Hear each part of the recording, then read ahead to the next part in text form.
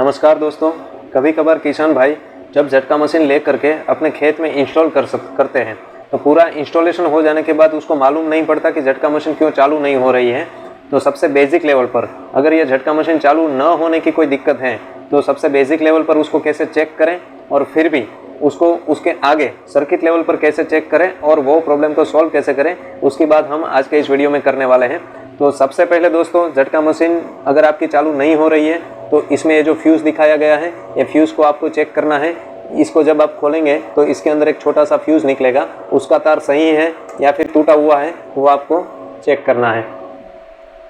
अगर ये तार सही है तो फिर इसको वापस रख देना है, अदरवाइज़ ये फ्यूज़ आपको बदल देना है, मशीन जो है वो चालू हो जाएगा। फिर आपको ये जो बैटरी का कनेक्शन है वो बैटरी का कनेक्शन चेक करना है, यानी कि बैटरी में जब ये प्लस और माइनस तार दिए हुए हैं, अगर गलती से किसी ने ये तार उल्टे जोड़ दिए हैं, यानी माइनस वाला प्लस में और प्लस वाला माइनस में जोड़ दिया है, तो फिर ये मशीन जो है वो चालू नहीं हो पाएगी। तो दूसरी जो चीज़ आपको ध्यान में रखनी है वो ये है कि आपको बैटरी का जो कनेक्शन है वो पॉजिटिव के साथ और नेगेटिव के साथ रखना है। अगर ये वायर आपने किसी दूसरी कंपनी के यूज़ की हुई है तो आपको एक बार ये चेक कर लेना है कि बैटरी का जो प्लस है वो ये बैटरी के सॉकेट के ऊपर आपको सामने से देखने पर बाईं ओर जो है वो मिलना चाहिए, यानी कि बैटरी के सॉकेट को सामने से देखने पर बाईं ओर प्लस मिलना चाहिए और राइट हैंड साइड दाईं ओर माइनस मिलना चाहिए।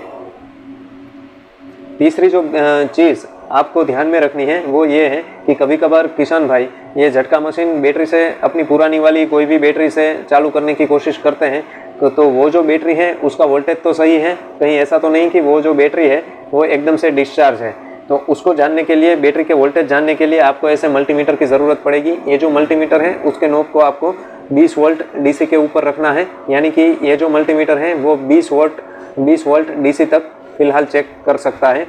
और मल्टीमीटर का जो प्लस और माइनस है वो आप बैटरी के कनेक्शन के ऊपर लगाएंगे तो बैटरी के वोल्टेज जो है वो आपको मल्टीमीटर के अंदर आसानी से दिख जाएंगे। ये जो वोल्टेज है वो 11 वोल्टेज के ऊपर होने चाहिए। आम नज़र से अगर हम देखें तो 10.5 से 11 वोल्ट के ऊपर मशीन जो है वो काम कर सकती है, वो चालू हो सकती है। जितने बैटरी का वोल्टेज ज़्यादा है उतना ही मशीन की जो परफॉर्मेंस है वो अच्छी रहेगी, यानी कि 12.5 से 13 वोल्टेज तक अगर बैटरी फुल चार्ज है आपकी तो फिर ये जो मशीन है उसका जो आउटपुट है, उसके अंदर की सर्किट की जो प्रोसेस है वो बहुत ही आसानी से और सही तरीके से हो पाएगी। तो आपको बैटरी के वोल्टेज भी चेक करने हैं और इसके बाद फिर भी अगर आपकी मशीन कोई दिक्कत आ रही है, चालू नहीं हो रही है, तो फिर एक गलती ये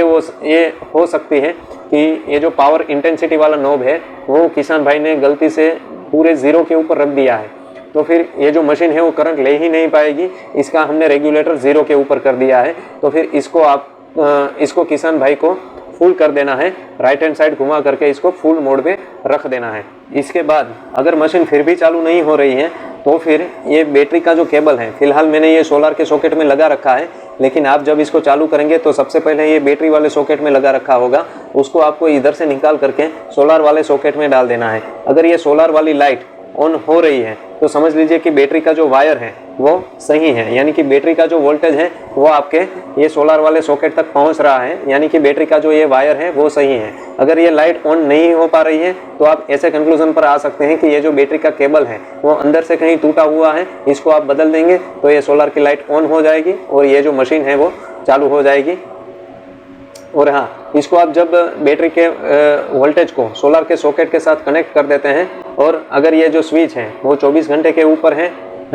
तो फिर इसको चालू करने पर मशीन भी चालू हो जाएगी। और ये वाली जो पावर इंटेंसिटी वाली जो लाइट है, रेड एलईडी है, वो भी हर एक सेकंड पे ब्लिंक करनी चालू कर देगी। ये जो मशीन है वो चालू हो जाएगा। हम इससे भी आगे सोच रहे हैं, अगर ये मशीन फिर भी चालू नहीं हो रहा है तो किसान भाइयों को मशीन के अंदर सर्किट के लेवल के ऊपर थोड़ा काम करना पड़ेगा। वो कैसे करते हैं मैं आपको बताता हूँ। ये मशीन को अब चालू ही रख देना है और ये जो मल्टीमीटर है उसको 20 वोल्ट की रेंज पे रख देना है। फिर हमें ये जानना है कि ये जो बैटरी का वोल्टेज है जो हमने इधर सोलर के सॉकेट के द्वारा मशीन को दिया हुआ है वो ये सर्किट तक पहुंचता है या फिर नहीं पहुंचता है। तो वो हम जानेंगे कि ये जो बैटरी का सबसे पहला वाला सोलर के सॉकेट के ऊपर, जिसके ऊपर जो टर्मिनल है उसके ऊपर बैटरी लिखा भी है, उसके साथ अगर हम इसको टच करेंगे तो बैटरी का जो वोल्टेज है वो मल्टीमीटर के अंदर आपको दिखाई देगा, जो ज़्यादातर 11.5 से 13.5 के बीच में रहेगा। तो इसमें तो हम देख सकते हैं कि बैटरी का जो पावर है वो सर्किट तक पहुंच रहा है, लेकिन अगर किसी केस में ये पावर सर्किट तक नहीं पहुंच रहा है तो फिर ये जो आगे वाले स्विच है वो स्विच में से कोई स्विच खराब हो सकता है, या फिर ये जो रेगुलेटर है लाल वाला वो खराब हो सकता है। तो उसको हम कैसे चेक करें वो भी ये वीडियो में मैं आपको दिखा देता हूँ। तो उसके लिए ये जो मल्टीमीटर के 2 पॉइंट हैं उसमें से जो ब्लैक वाला पॉइंट है वो ब्लैक वाला पॉइंट बैटरी के ब्लैक वाले पॉइंट के साथ कनेक्ट कर देना है। उसका कारण ये है कि सारे मशीन और बैटरी सबका जो नेगेटिव है वो एक ही होता है, चाहे आप इसके अंदर कोई नेगेटिव के साथ कनेक्ट करें या बैटरी के नेगेटिव के साथ कनेक्ट करें, चीज़ एक ही है। और अब जो ये पॉजिटिव वाला पॉइंट है उसको हर एक स्विच के ऊपर टच करना है, जिधर भी पावर आएगा इसमें दिखा देगा। तो सायरन वाली स्विच, 12 घंटे 24 घंटे वाली स्विच और ये जो रेगुलेटर है उधर आपको पावर मिलेगा। और स्विच की वायबिलिटी कैसे चेक करनी है, स्विच सही से काम कर रही है या नहीं कर रही है वो कैसे चेक करना है, वो हमने एक हमारे ही चैनल के अलग वीडियो में दिखाया गया है, सर आप उसको भी रेफर कर लीजिए। आपको ये सारी स्विच उस तरह से चेक करनी है, शायद कोई स्विच खराब तो नहीं है। अगर सारी स्विच सही है तो फिर इसी मल्टीमीटर से कनेक्टिविटी के ऊपर इसको लाना है।